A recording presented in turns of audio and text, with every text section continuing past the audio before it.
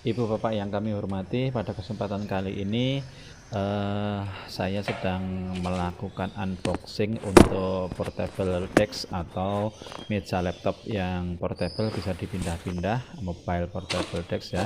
Ini kita gunakan untuk persiapan nanti pertemuan tatap muka pembelajaran di sekolah kita SD Muhammad Yasaben di Papringan. Perlu kami jelaskan juga bahwa kita membutuhkan sesuatu yang lebih kompleks, yang tidak sesimpel seperti kita melaksanakan blended learning atau flipped learning ya. Ibu Bapak perlu ketahui bahwa dengan model hybrid learning ini kita akan melaksanakan sesuatu yang berbeda, artinya kita gabungkan secara real time online, bahwa anak-anak yang berada di sekolah bisa menyimak pembelajaran kita langsung, dan anak-anak yang berada di rumah itu bisa mengikuti pembelajaran melalui online learning, sehingga perpaduan antara daring dan luring itu kita lakukan secara bersamaan, secara real time online. Berbeda dengan blended learning, di mana pada blended learning itu kita melakukan pembelajaran online dan offline secara bergantian. Suatu saat kita menggunakan metode online, artinya kita menggunakan sinyal internet dengan learning management system, apakah dengan Google Meet, dengan Zoom meeting atau dengan Webex meeting. Kita melaksanakan secara online tergantung pada sinyal internet.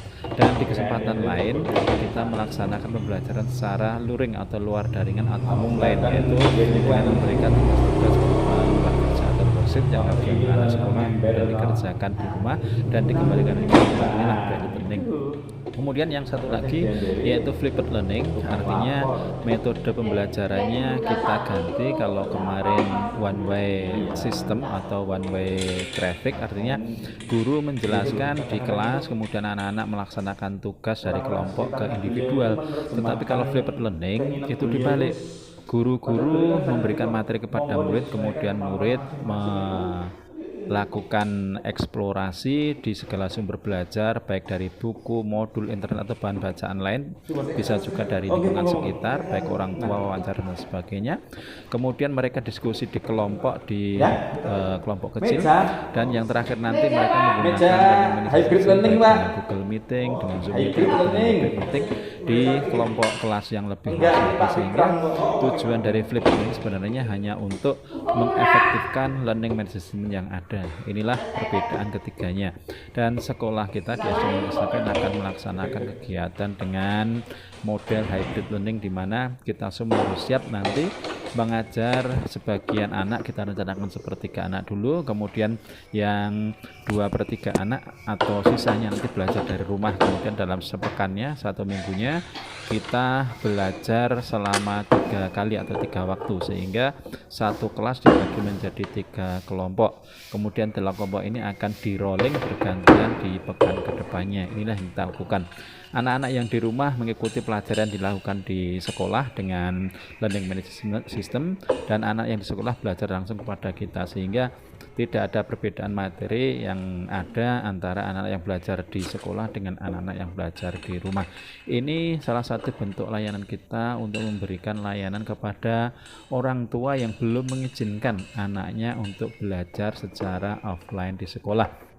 Mengingat pandemi memang belum usai, meskipun sudah landai, meskipun level kita sudah turun semua dari orange, kuning, dan juga ada yang sudah mulai hijau, tetapi memang belum selesai, masih ada 1-2 kasus yang terkonfirmasi. Kemudian protokol-protokol yang ditentukan, misalnya harus mentaati 5M, tidak hanya 3M sekarang, 5M, yaitu memakai masker, mencuci tangan setiap saat, kemudian menjaga jarak, mengurangi bepergian, dan menghindari kerumunan. Itu akan selalu kita tekankan dan sudah kita berikan edaran kepada siswa semuanya. Nah, mudah-mudahan dengan pembelajaran yang kita rencanakan ini, anak-anak bisa belajar dengan lebih efektif lagi, dengan lebih baik lagi, dan bisa melaksanakan semua kegiatan belajar di sekolah.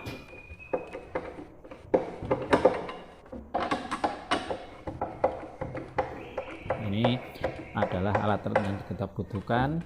Ada baut, kemudian ada obeng yang kita berikan. Ini kita pasang bagaimana nanti bagian yang atas dengan bagian yang bawah kita satukan, sehingga meja atau portable desk ini bisa diatur ketinggiannya. sesuai nanti papan tulisnya, apakah papan tulis itu berada lebih tinggi atau lebih rendah dari meja komputer kita, tergantung nanti kita yang akan menggunakannya.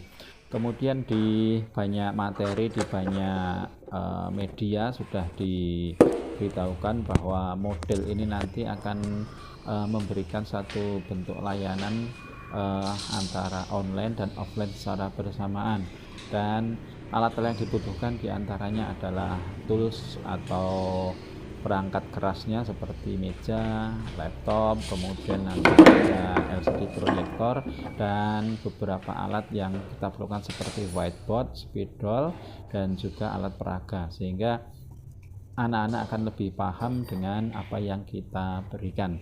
Kemudian secara online-nya anak-anak akan menyaksikan dari rumah apa yang kita ajarkan di sekolah, sehingga anak-anak langsung, meskipun berbeda dimensi, jarak, dan tempat, tapi dalam waktu bersamaan mereka bisa menyaksikan pembelajaran yang diberikan oleh guru. Dengan demikian anak-anak diharapkan tidak akan ada yang ketinggalan materi, ketinggalan bahan, dan juga berbeda penyampaian materi dari seorang guru yang mengajarinya. Inilah salah satu bentuk keunggulan teknologi yang kita gunakan, sehingga kita sebagai guru, sebagai pendidik tidak boleh untuk berpangku tangan, tidak boleh untuk bertepang dagu, karena perkembangan ilmu pengetahuan dan teknologi dalam pendidikan akan selalu berkembang dengan terus. Kita perlu ingat bahwa tidak ada satu metode yang paling baik dalam satu bentuk pembelajaran, tetapi ada bentuk-bentuk metode yang pas untuk melaksanakan pembelajaran. Nah, ini perlu kita garis bawahi bahwa sebagai guru tidak boleh fanatik pada satu metode saja, tetapi yang paling penting adalah kita memberikan metode yang tepat untuk materi yang tepat, sehingga anak-anak akan mudah menerimanya, anak-anak akan lama mengingat materinya, memahaminya, dan bisa mengimplementasikannya di lapangan untuk bekal di kemudian hari. Inilah salah satu ciri dari pembelajaran abad 21 untuk menghadapi revolusi industri 4.0. Terima kasih atas perhatiannya, terima kasih atas atensinya.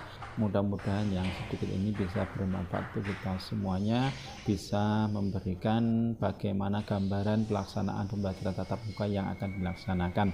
Kemudian kita perlu ingat juga bahwa dari Dinas Kesehatan selalu mengingatkan untuk protokol kesehatan, baik bagi anak-anak, baik bagi guru maupun bagi orang tua. Jangan sampai kita kendor, jangan sampai pendidikan ini menimbulkan satu bentuk klaster, dan perlu kita ingat juga bahwa yang namanya klaster itu adalah